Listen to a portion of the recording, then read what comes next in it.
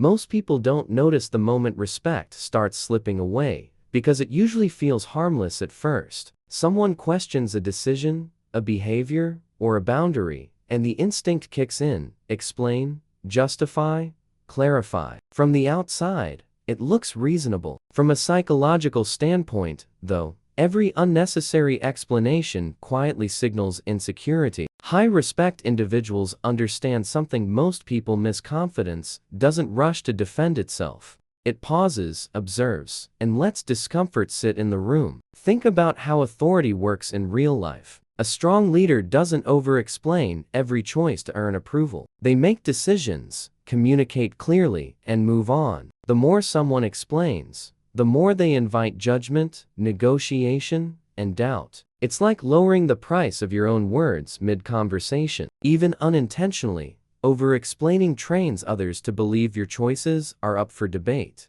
A simple habit exposes this pattern fast. Pay attention to when explanations weren't asked for. If no one requested clarity, but it was offered anyway, status dropped a notch. This doesn't mean becoming cold or arrogant. It means understanding that respect grows when actions stand on their own. And once someone realizes why explaining feels necessary in the first place, a deeper psychological shift begins, one that changes how silence is used strategically. Silence unsettles people because it removes the comfort of control. When someone expects an explanation and doesn't get one, their brain fills the gap on its own. And here's the twist: it usually fills it with authority, not weakness. Confident individuals don't rush to win arguments because they understand that respect isn't built through persuasion, but through emotional steadiness. Silence, used correctly, shifts the power dynamic without a single word spoken. There's a reason high-status people pause before responding. That pause communicates self-trust. It says, "I don't need to convince you to exist in my decision." In negotiations, relationships, and even casual conversations, the person who can tolerate silence longest controls the frame. A practical exercise: the next time someone challenges a decision, respond with a calm pause and a neutral phrase like, "That's noted." No defense, no elaboration, just presence. This isn't passive behavior, it's disciplined restraint. Books like The 48 Laws of Power hint at this. But real mastery comes from practice, not theory. Silence forces others to reveal themselves, their insecurities, their need for validation. And once someone experiences how powerful not reacting feels, they start questioning an even deeper habit: the urge to seek approval in the first place. Most people believe confidence comes from being liked, understood, or agreed with. In reality, confidence comes from internal alignment, doing what feels right without needing external permission. The moment someone looks outward for validation, they hand over control. Approval seeking isn't loud or obvious. It hides behind politeness, explanations, and the need to be perceived as reasonable. And that's exactly why it erodes respect so quietly. High-respect individuals validate themselves first. They don't announce it, they embody it. Their decisions aren't explained because they don't need social confirmation to stand behind them. A simple test reveals this difference. When faced with disagreement, do you feel tension in your chest? That tension isn't about logic, it's about the fear of disapproval. Journaling this reaction, even briefly, helps surface how often choices are filtered through others' opinions. There's a powerful mental reframe here. Being misunderstood isn't a flaw. It's often a side effect of clarity. As Nietzsche hinted, the higher the altitude, the thinner the air, and fewer people can breathe there comfortably. Once someone stops chasing approval, something unexpected happens. Their presence changes. And that shift sets the stage for how truly high-status people operate in everyday life. High-status individuals understand that presence speaks before words ever do. They move slow, react less, and choose their moments carefully. It's not arrogance, it's economy. Every word has weight because not every thought is spoken. In rooms where most people rush to explain, they remain grounded, letting their posture, tone, and consistency do the heavy lifting. Respect follows clarity, not verbosity. Watch how this plays out in real life. A manager who calmly enforces boundaries without justification gains more authority than one who explains every decision. A friend who doesn't chase understanding is often the one others listen to most. One practical habit is reducing verbal fillers. No over-clarifying texts. No defensive follow-ups. Say what needs to be said once, cleanly, and stop there. That restraint builds an aura of certainty. This isn't about dominance. It's about coherence.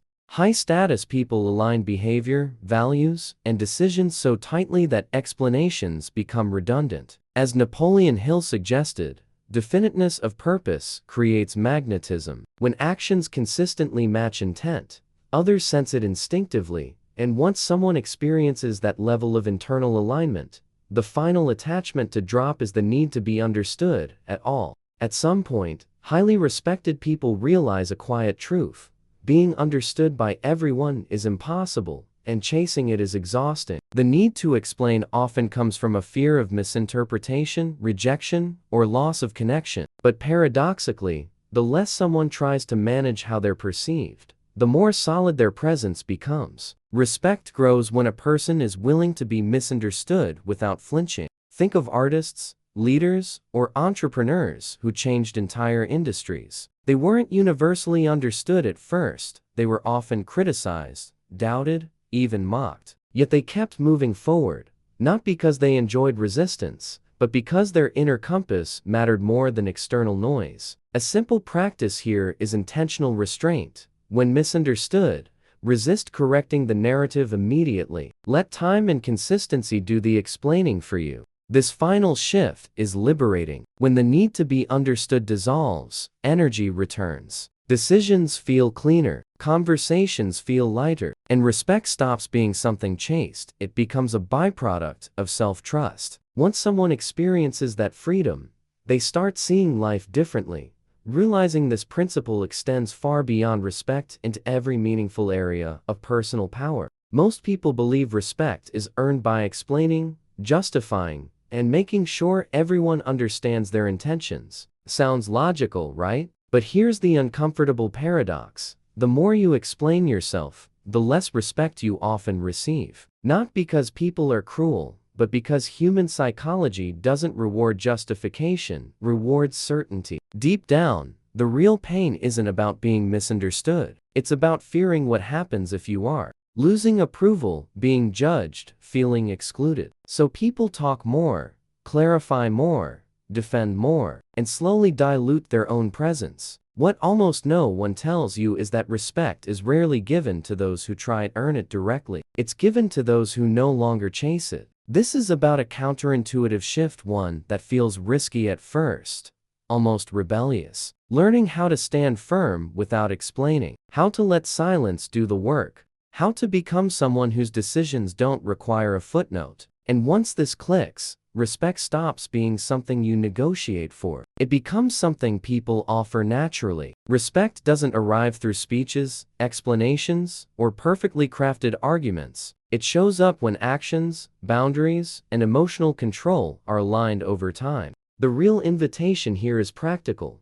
Start noticing how often you explain without being asked, how often you soften decisions to stay liked, how often you trade certainty for comfort. Each small adjustment is a vote in favor of your own authority. Now comes the uncomfortable but powerful reflection. What would change in your life if you stopped needing to be understood by everyone? Who would you disappoint, and who would start respecting you more? Growth almost always requires letting go of an old identity, the agreeable version, the over-justifier, the one who explains to feel safe. Respect grows when safety is internal, not negotiated. If this perspective shifted something inside you, don't let it stay theoretical. Apply it in your next conversation, your next decision, your next boundary. And if you want more insights like this, grounded, psychological, and immediately usable, subscribe to the channel and turn on notifications. The next shift might be the one that changes how people see you and how you see yourself.